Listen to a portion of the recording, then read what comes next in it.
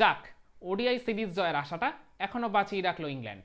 শুধু তাদের জয়টাই নয়, এই পুরো ওয়ানডে সিরিজটাকেই এখনও তারা জীবিত রাখলো শেষ ম্যাচ পর্যন্ত। তো বৃষ্টিবিঘ্নিত ইংল্যান্ড অস্ট্রেলিয়ার চতুর্থ ওয়ানডে ম্যাচে, যেটা অনুষ্ঠিত হয়েছিল লর্ডসের হোম অফ ক্রিকেটে। তো সেখানে অস্ট্রেলিয়ার ক্যাপ্টেন টস জিতে মিচেল মার্শ ইংল্যান্ডকে প্রথমে ব্যাটিং করতে পাঠান। বৃষ্টির জন্য ম্যাচটা আর কি 39 ওভারে কমে এসেছিল। তো ইংল্যান্ডের দুই ওপেনার ফিলিপ সল্ট আর বেন ডাকেট শুরুটা মন্দ করেননি আর কি, যদিও ওই পিচ যেহেতু কভার করা ছিল আর কি বৃষ্টির জন্য, সেই কারণে পিচে স্বাভাবিকভাবেই ময়েশ্চার জমে যাওয়ার কথা।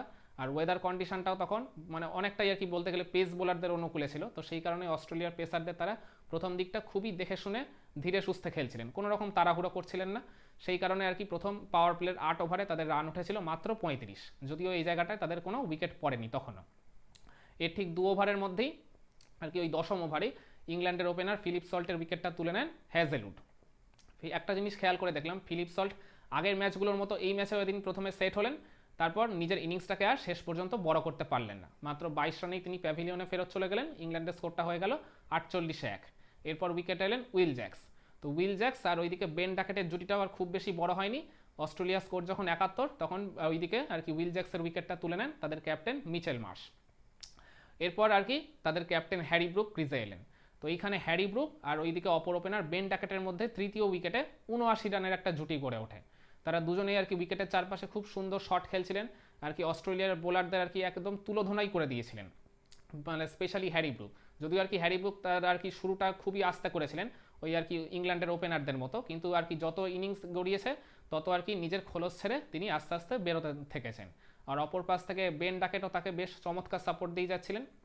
তো আর কি ইংল্যান্ডের স্কোর যখন 150, এই সময় আর কি বেন ডাকেট ব্যক্তিগত 63 রানের মাথায় তাকে প্যাভিলিয়নে ফেরান অ্যাডাম জ্যাম্পা। আর এরপরে আর কি উইকেটে আসেন ইংল্যান্ডের উইকেট কিপার জেমি স্মিথ। তো জেমি স্মিথ আর ওইদিকে তাদের ক্যাপ্টেন হ্যারি ব্রুকের মধ্যেও আবার এই চতুর্থ উইকেটে 75 রানের একটা জুটি গড়ে ওঠে। মূলত এই পার্টনারশিপটা আগের পার্টনারশিপের থেকেও ভয়ঙ্কর ছিল। পার্টিকুলারলি জেমি স্মিথের কথা বলতে হবে, তিনি উইকেটে এসেই যেভাবে আর কি শট খেলতে শুরু করে দিয়েছিলেন ডাউন দ্য উইকেটে, পার্টিকুলারলি স্পিনারদেরকে তিনি যেভাবে চার্জ করছিলেন। আর সাথে তো আর কি হ্যারি ব্রুকের কথা তো বলতেই হবে, তিনি আর কি ওই আগের পার্টনারশিপে তিনি যতটা ভয়ঙ্কর ছিলেন, এই পার্টনারশিপে বলতে গেলে আর তার দ্বিগুণ ভয়ঙ্কর তিনি হয়ে উঠেছিলেন। অস্ট্রেলিয়ার বোলারদের একেবারে প্রায় আর কি চোখের জল নাকের জল তারা এক করে ছেড়েছেন। খুবই সুন্দর শট খেলছিলেন। খুবই খারাপ লাগছে আমার হ্যারি ব্রুকের জন্য। নিজের আর কি এদিন আগের ম্যাচে তিনি যে সেঞ্চুরি করেছিলেন, মনে হচ্ছিল যেন ওইখান থেকেই আবার এই দিনও তিনি ইনিংসটা খেলতে শুরু করেছিলেন। মাত্র 13 রানের জন্য তিনি এই দিন নিজের সেঞ্চুরিটা মিস করে এলেন। ওই 87 রানে তিনি প্যাভিলিয়নে ফেরত গেলেন। 58 বলে 87 করে 150 স্ট্রাইক রেটে তিনি ব্যাট করেছেন। তাকেও আর কি ফেরান অ্যাডাম জ্যাম্পা। তখন ইংল্যান্ডের স্কোরটা হয়ে গেল 225-4। এরপর আর কি লিভিংস্টোন এলেন। তো লিভিংস্টোন আর ওইদিকে জেমি স্মিথের পার্টনারশিপটার খুব বেশি বড় হয়নি। এরপরে পরেই আর কি জেমি স্মিথকে প্যাভিলিয়নে ফেরত যেতে হয়। এরপর এই ষষ্ঠ উইকেটে ওই লিভিংস্টোন আর উইকেটের অপর পাশে থাকা জ্যাকব বেথেলের মধ্যে একটা 71 রানের জুটি গড়ে ওঠে। মূলত এই 71 রানের মধ্যে 55 রানই করেছেন ওই লিভিংস্টোন। সিংহভাগ ক্রেডিটটাই আর কি লিভিংস্টোনেরই প্রাপ্য। আর অপরদিকে জ্যাকব বেথেল একটা ছক্কা মারলেও তিনি কিন্তু এদিন খুব একটা ভালো টাচে ছিলেন না ওই আগের ম্যাচগুলোর মতো। তিনি 19 বল খেলে 12 রান করেছেন। তার ভাবুন যে আর কি শেষের দিকে নেমে একজন ব্যাটার যদি 19 বল খেলে 12 করে, তার কতগুলো বল তিনি ওয়েস্ট করেছেন। তোর তারপরেও আর কি ইংল্যান্ডের স্কোরটা কিন্তু 39 ওভারে 300 ক্রস করে গেছে, শুধুমাত্র ওই লিয়াম লিভিংস্টোনের ওই কিছু চমৎকার শট খেলার জন্য আর তার ওই সাহসিকতার জন্য। লিভিংস্টোন আর কি লাস্ট ওভারে মিচেল স্টার্ককে একেবারে আর কি তুলোধনা করে ছেড়েছেন।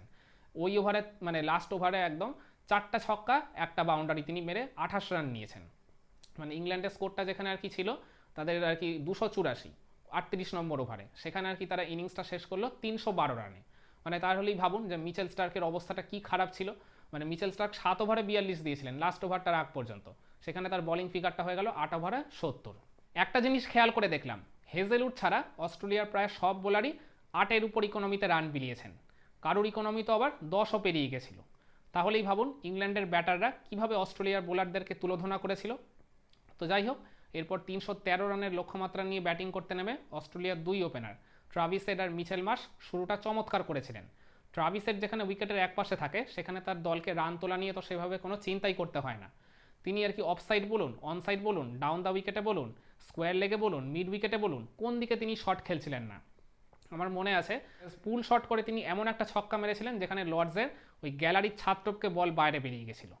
এতটাই সাবলীল ভঙ্গিতে তিনি শট খেলছিলেন। তারা প্রথম পাওয়ার প্লের 8 ওভারে এই অস্ট্রেলিয়ার 2 ওপেনার তুলে ফেলে 66 রান। ইংল্যান্ডের আর কি প্রথম পাওয়ার প্লেতে 8 ওভারে উঠেছিল মাত্র 35, সেখানে অস্ট্রেলিয়া তাদের প্রায় ডাবল রান তুলে ফেলে।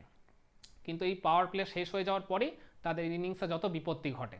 আর কি ওই নবম ওভারের তৃতীয় বলেই আর কি ব্রাইডন কার্সের বলে এদিন বোল্ড হয়ে প্যাভিলিয়নে ফেরত গেলেন ওই ট্রাভিস হেড 34 রান করে।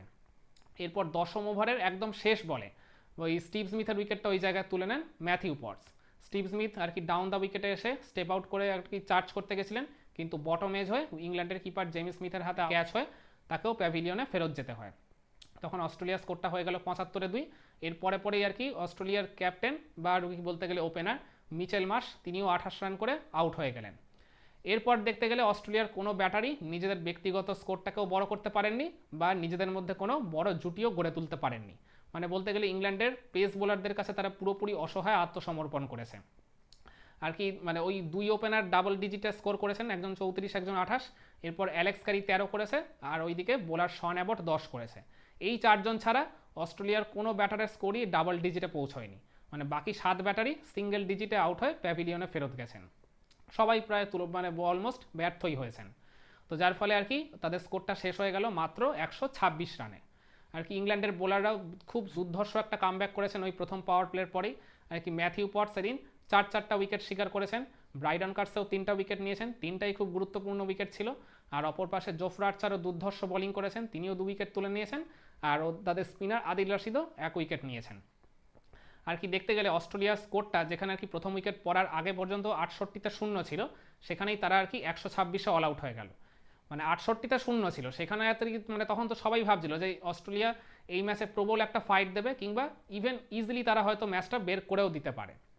কিন্তু সেখানে আর কি তারা মানে লাস্ট 58 রানেই যে তাদের সবকটা আর কি উইকেট হারিয়ে ফেলবে এরকমটা তো আর কেউ প্রত্যাশা করেনি। কিন্তু সেই অসম্ভব কাজটাই করে দেখিয়েছে ইংলিশ বোলাররা। আর অস্ট্রেলিয়ার ব্যাটারদেরও একটা ব্যর্থতা আছে, তারাও নিজেদের মধ্যে কোনো বড় জুটি গড়ে সেইভাবে ইংল্যান্ডের বোলারদের তারপরে আর কোনো চ্যালেঞ্জ তারা ছুড়ে দিতে পারেননি, যার ফলে তাদের ম্যাচটা হেরে যেতে হলো 186 রানের বিশাল ব্যবধানে। ইংল্যান্ডের জন্য এই ম্যাচটা খুবই গুরুত্বপূর্ণ ছিল, কারণ এই ম্যাচটা যদি হেরে যেত তাহলেই কিন্তু আজকে তারা সিরিজটাও তাদেরকে খোয়াতে হতো অস্ট্রেলিয়ার কাছে। তো যাই হোক, সেটা আর কি দিন শেষে হয়নি। তারা এই ম্যাচটা জিতে এখন ওই সিরিজটাকে বাঁচিয়ে রেখেছে। তো রোববারের ওই ব্রিস্টলের আর কি ওডিআইটাই হতে চলেছে এই ওয়ানডে সিরিজের ডিসাইডার ম্যাচ। তো এই ম্যাচের টার্নিং পয়েন্ট আপনি কোনটাকে বলবেন? আপনি বলতে পারেন ইংল্যান্ডের ওই তৃতীয় উইকেটে হ্যারি ব্রুক আর ওই বেন ডাকেটের মধ্যে যে 79 রানের জুটিটা গড়ে উঠেছিল, যার জন্য ইংল্যান্ড এই ম্যাচে প্রবলভাবে কামব্যাক করেছিল, সেটাকেও বলতে পারেন। কিংবা ওই ইংল্যান্ডের ইনিংসের শেষের দিকে লিভিংস্টোনের যে ঝোড়ো 27 বলে 62 রানের ইনিংস, সেটাকেও বলতে পারেন। তার জন্যই তো আর কি ইংল্যান্ডের স্কোরটা 300+ হয়েছিল। কিন্তু এই সব কিছু পেরিয়ে আমার কাছে যেটা মনে হচ্ছে এই ম্যাচের টার্নিং পয়েন্ট, সেটা হলো অস্ট্রেলিয়ার ওই লাস্ট 58 রানে 10 উইকেট চলে যাওয়া। কারণ যতই আর কি ইংল্যান্ড 312 করুক না কেন, অস্ট্রেলিয়ার ওপেনাররা তো চমৎকার শুরু করেছিল, তারা তো প্রায় সমানেই লড়াই করছিল। আর কি ওই মানে প্রথম উইকেট চলে যাওয়ার পরই তো আর কি দেখতে গেলে অস্ট্রেলিয়ার একদম ব্যাটিং অর্ডার পুরোপুরি কোলাপস করে গেল, কোনো বড় জুটিও গড়ে ওঠেনি, আর কোনো মানে ব্যাটারও সেইভাবে ব্যক্তিগতভাবে বড় ইনিংস খেলতে পারেনি। তো ওই যে লাস্ট যে আর কি 58 রানে অস্ট্রেলিয়ার 10 উইকেট চলে গেল, এই সব কিছু পেরিয়ে এটাই হচ্ছে আমার কাছে এই ম্যাচের টার্নিং পয়েন্ট। তো আপনারাও কি এই ম্যাচের টার্নিং পয়েন্ট নিয়ে আমার সাথে একমত, নাকি আপনারা মনে করেন এই ম্যাচের টার্নিং পয়েন্ট অন্য কিছু? কমেন্ট করে জানাবেন নাকি।